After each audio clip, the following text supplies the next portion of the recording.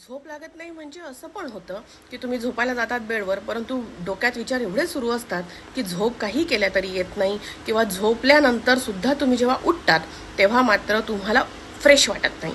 असं होतं की कुठल्याच कामात लक्ष लागत नाही, म्हणजे कॉन्सन्ट्रेशनच जमू शकत नाही, एका कामामध्ये एकाग्रता राहत नाही.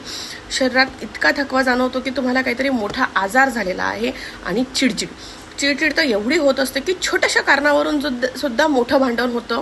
आणि हे होण्याचं कारण असं असतं की तुमचा ब्रेन जो असतो तो हाय अलर्ट मोडवर चालत असतो, आणि याच्यामुळे तुमचे सारखे वाद होतात, इझिली अँगर येतो, इझिली चिडचिड करतात तुम्ही.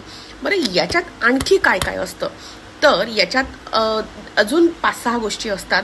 जसं की पूर्ण अंगातच ताकद नाही, आणि सतत तुमचं बॉडी दुखते, तुमचे हात दुखताय, तुमचे पाय दुखताय, तुमचे गुडघे दुखताय, तुमचं डोकं दुखतंय, तुमचं शोल्डर दुखतंय, तुमच्या पूर्ण बॉडी पार्ट मधला कुठलं